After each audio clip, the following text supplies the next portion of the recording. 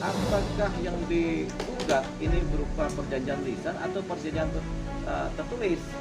Apakah itu berupa perjanjian atau berupa janji-janji biasa? Kemudian kalau janji-janji biasa, siapa yang berjanji? Apakah pihak Gladys yang berjanji atau siapa? Gitu. Jadi dan berbicara kepada siapa? Nah, penggugat ini haruslah para pihak ini yang memang saling berjanji. Tapi saling berjanji ini adalah dengan suatu sebab yang halal.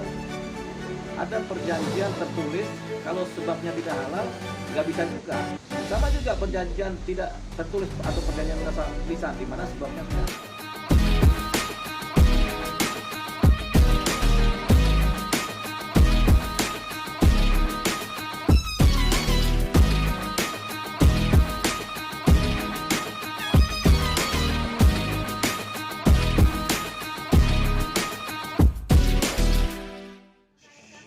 Nikita Mirzani versus Reza Gladys One Prestasi gitu.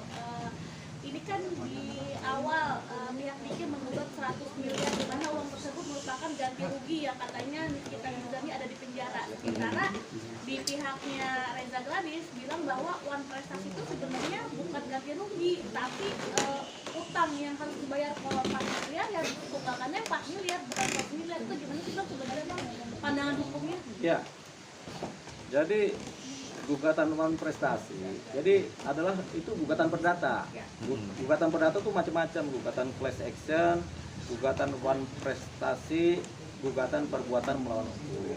Nah, kalau kita bicara gugatan One Prestasi, itu adalah gugatan yang terkait dengan perjanjian, baik perjanjian secara tertulis maupun perjanjian lisan.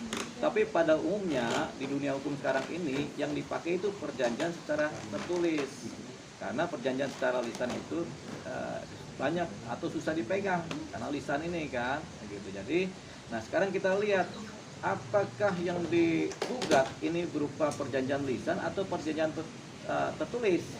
Apakah itu berupa perjanjian atau berupa janji-janji biasa? Kemudian kalau janji-janji biasa, siapa yang berjanji? Apakah pihak Gladys yang berjanji atau siapa? Begitu. Jadi dan berbicara kepada siapa? Nah, penggugat ini haruslah para pihak ini yang memang saling berjanji. Tapi saling berjanji ini adalah dengan suatu sebab yang halal. Ada perjanjian tertulis, kalau sebabnya tidak halal, nggak bisa juga.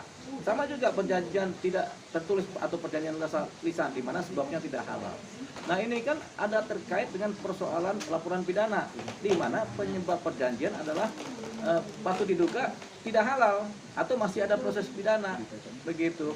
Jadi ini sebenarnya masih prematur gugatan ini. Kenapa prematurnya? Karena masih ada proses pidana, dibuktikan pidananya dulu.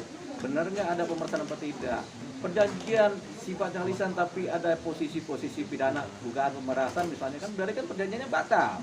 Apalagi ini perjanjian lisan, dan siapa yang berjanji, bagaimana janjinya, seperti apa janjinya. Nah, kalau ini digugat ke wilayah-wilayah hukum perdata, memang gugatannya diterima tetap oleh pengadilan, karena gugatan apapun juga diterima pengadilan. Cuman ketika dipersidangkan, ini nanti akan kemudian kelihatan mana yang gugatan yang pas, kemudian bisa diterima dan diputus, mana yang kemudian gugatannya ditolak karena prematur. Kita lihat nanti. Tapi biasanya ini kan masih prematur. Kita lihatnya secara hukumnya ya. Kenapa? Karena pertama perjanjiannya masih lisan. Kedua, perjanjian ini ada unsur-unsur pemerasannya juga. Ya, jadi kan ada unsur pidananya. Sebabnya tidak halal. Karena salah satu hukum perjanjian, bahwasanya perjanjian dianggap sah kalau ada sebab yang halal. Selain kekuatan atau kemampuan subjek hukumnya, secara hukum ya, itu dia. Nah, sebab ini halal atau tidak halal masih belum bisa dipastikan. Jadi ini disebut gugatan yang patut diduga prematur.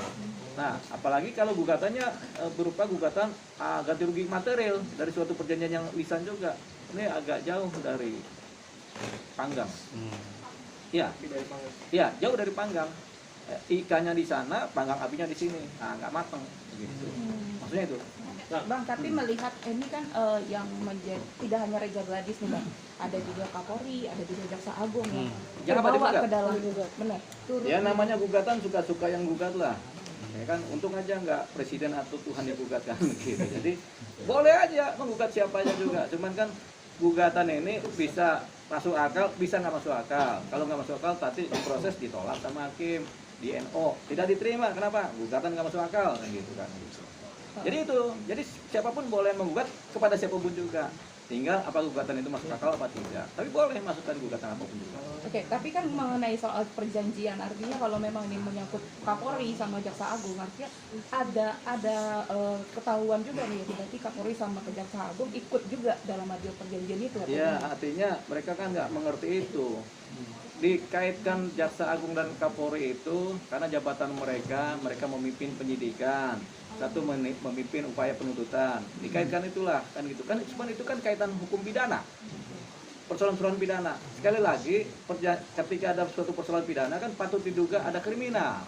Ada kriminal kan berarti tidak halal atau patut diduga tidak halal. Makanya perjanjian ini adalah perjanjian lisan ini perjanjian yang patut diduga dilaksanakan dengan itikat-itikat yang patut diduga tidak halal, sehingga masih prematur, harus dibuktikan dulu halal apa tidak nih perjanjian lisannya, apakah ada pemeriksaan apa tidak, kan begitu. Jadi ketika digugat kan tujuannya itu untuk membantahkan bahwasanya memang perjanjian ini halal, begitu kan, sah. Tapi kan hakim bisa berpandangan lain, kami pun juga pandangan yang lain tentang itu. Kenapa? Karena masih ada proses persoalan pidana, apalagi seorang nih kita misalnya sudah ditahan, berarti kan patut diduga juga sudah ada bukti-bukti yang cukup mengenai dugaan-dugaan pidana. Sebabnya tidak halal, perjanjiannya menjadi tidak halal juga, begitu. Sama kayak yang di Solo kan, ada yang tidak halal juga, atau belum halal. Bang, tapi abang setuju gak dengan terkait kuasa hukum Reza Gadis yang ini terkait modus? Terus abang gimana kan selama melihatnya? Ini kan hal yang langka dalam hukum pidana yang berjalan, tapi minta perdata. Ya. Kalau pengacara seberang pasti akan bilang modus ya, faktualnya begitu. Tapi kalau kita ngeliat dari tengah, ini strategi.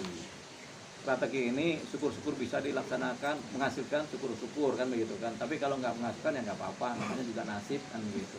Itu dia. Kalau kita ngeliat dari tengah, tapi kalau ngeliat dari wilayah pengacaranya Reza Gladys, wah lu modus aja lu begitu lu kan begitu. Tapi kalau kita kan nggak bisa ngeliat dari sisi sana, kita kan ngeliat dari sisi tengah ya. Ini strategi pihak sana juga. Nah, syukur-syukur berhasil kan begitu, namanya strategi kan, ada yang berhasil dan yang gagal. Kita juga kalau lagi naksir cewek juga kadang-kadang pakai strategi, ternyata gagal.